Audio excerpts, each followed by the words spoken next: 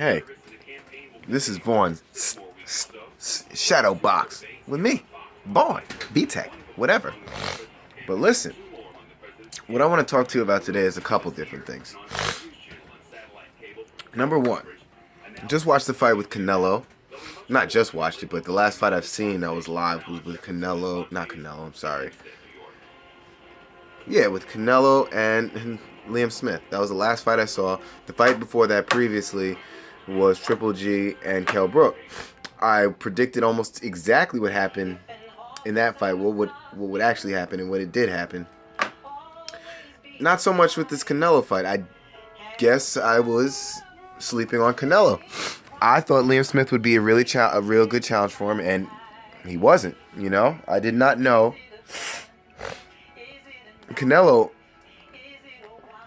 has probably advanced his game more than any ever fighter that I've ever seen. What is this? Hold on.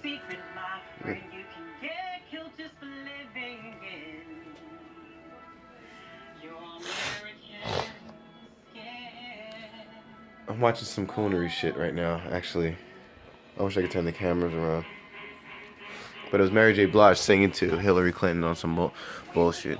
But, yeah, about the fight. Let's get into that. Canelo showed a lot of smarts, a lot of athletic ability, and a lot of power. Now, I thought that Liam Smith was going to give him a lot more time tested, but what I saw in Liam Smith was he was not ready for that level of opposition to go up against, you know. And it was just horrible, you know.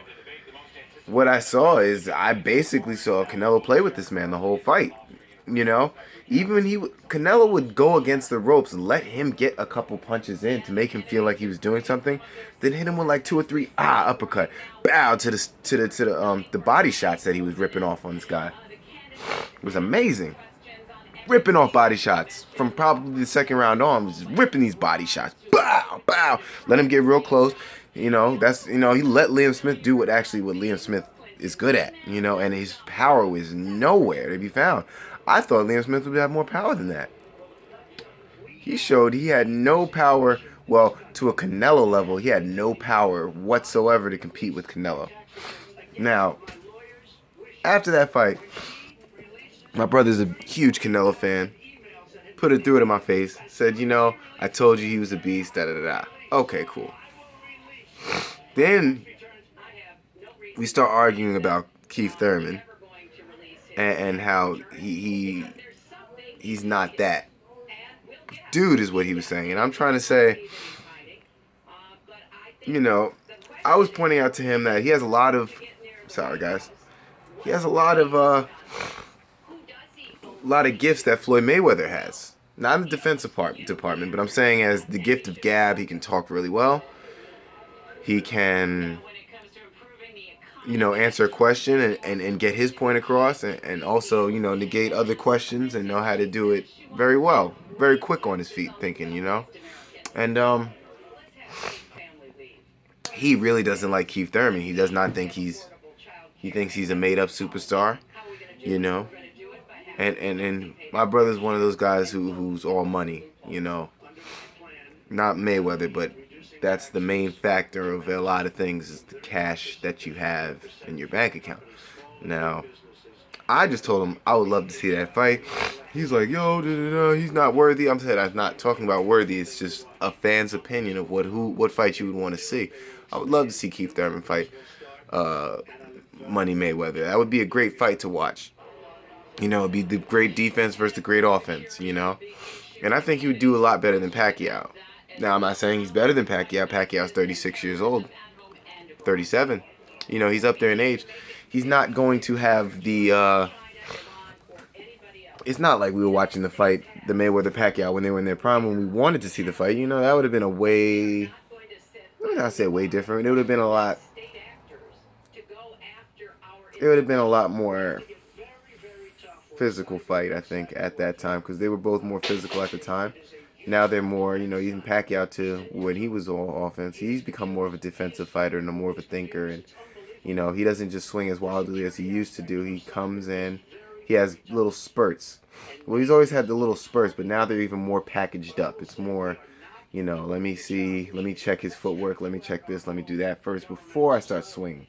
Before it was just like, you swing, I'll show you what I got. You show me what you got, I'll show you what I got. Now it's like, you show him what he got, he does this little smile, tap his, nods his head back in it, and he just waits for you to, he lulls you to sleep. Then he pop, pop, pop, pop, pop, pop. And then when you come back, instead of getting hit, he's more defensive and moves around and then resets. That's how Pacquiao fights now. And there's nothing wrong. I mean, for a fighter that at his age, that's how you should fight. But, he's not the same Pacquiao that we used to see, the exciting fight you, fight me Pacquiao. But that's okay, you can't fight like that forever because, that you'll fucking knock yourself out, basically.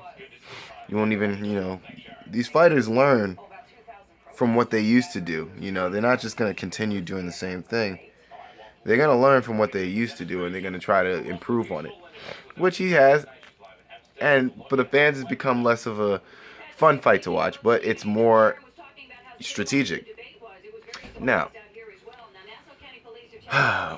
my brother said Keith Thurman he doesn't think Keith Thurman can beat Errol Spence Jr. Now, here's the thing. Errol Spence Jr. and Keith Thurman have never fought anybody like each other. Very fundamentally sound and very disciplined fighters. Probably both of them are probably the most disciplined fighters in the welterweight division. Now, the difference with Errol Spence and Keith Thurman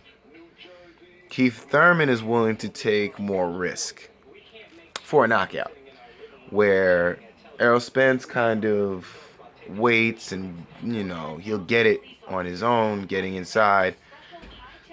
And this is the thing. They said, let's look at Errol Spence's performance compared to Keith Thurman's performance against Bundu. And the Bundu performance of Keith Thurman was very good. He was looking for the knockout, but he didn't get it, which is fine. Now, Errol Spence knocked him out in, I think, the 6th round? Got him out of there. What was the difference of why Errol Spence was able to do it and not Keith Thurman? What I think it is Bundu is a fighter who switches his stance up a lot. His stance up from southpaw to orthodox. Basically, maybe after punch, or basically where you walk on the ring, he's gonna switch up to make whatever he feels better about in the ring. He's not going to stay to one side. He's a very awkward fighter. We know he's awkward, but the difference was, instead of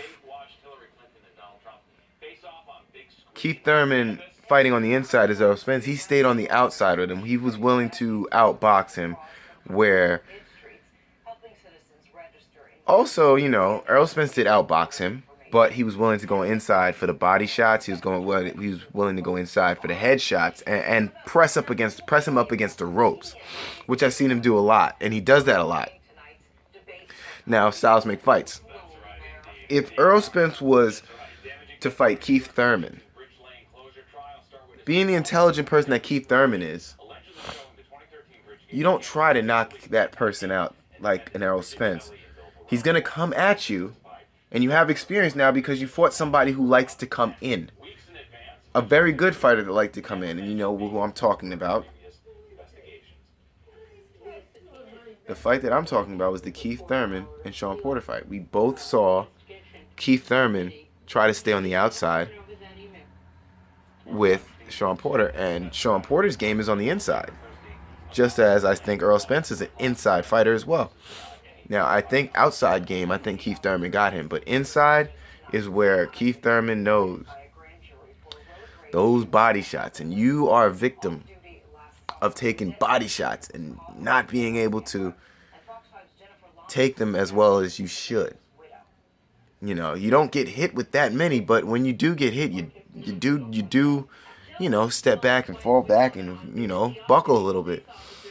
And Errol Spence has never been hit by anybody like Keith Thurman. He's never been.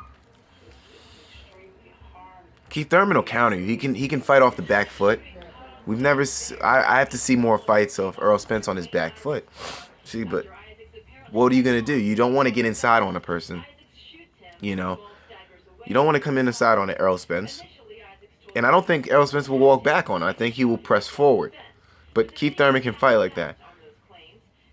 But can Keith Thurman scare Errol Spence to go backwards? And that's the main key I see. That would determine the whole fight. If Keith Thurman can get him on his back foot and move backwards in the fight, well, I don't think Errol Spence has ever done that. He has an advantage, but Errol Spence wouldn't do that because he's an inside fighter. You press up on him, he's going to stand his ground, and he's going to use that to his leverage. And he's going to send shots to the body, which that is the scary part about Keith Thurman. He's not really good at taking those shots. So it's like I cannot really... It's a fight you would just have to see to actually predict. It wouldn't be something I can predict like a Kell Brook and Triple G because you know what they're going to do. They're going to do the same thing regardless. And it's just easier to predict fights in that sense, but not as easy to predict a Keith Thurman and Errol Spence because there's so many ways that they can go about it. For Keith Thurman, not so much for Errol Spence. I think Errol Spence is more of a set-in-his-way fighter, and no one's ever stopped him that way. And I think that Keith Thurman is experienced to fight in different styles more than Errol Spence. And I mean, correct me if I'm wrong on any of the things I'm saying. I would love to hear your comments because nobody comments me back on what I say. But just tell me if I'm wrong and how I'm wrong, But I just think that, it would be a great fight to see. I need to see it. I would love to see it. We all would love to see it. That's the fight we really want. And we need to know why Keith Thurman is not really responding as well as, I thought he would respond because he talked a lot. I've been watching him come up. He's been talking a lot, ready to fight anybody. And, I got to know and I ain't afraid to let it go is his saying, and let's go get Errol Spence, Let's go get it. I know you want a belt, and you should fight Danny Garcia before you fight him, which I think that's a wash. You're going to wash Danny Garcia, And I tell you this, if you Keith Thurman, you are watching or do see this, don't go in there with the mentality to go in there in the first round. Rough him up, then step back.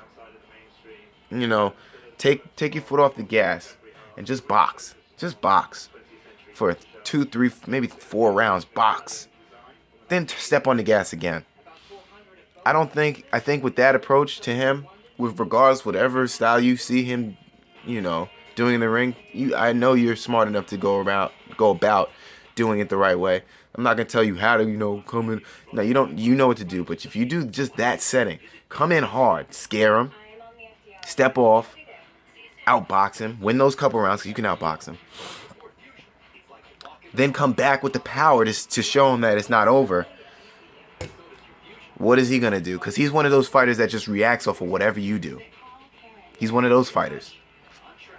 He just tries to compete with you. He's not going to try to do his style. He's going to compete with you.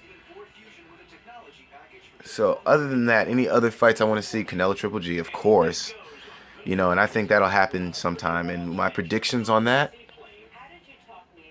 wait to see on the next episode of Vaughn Shadow Box.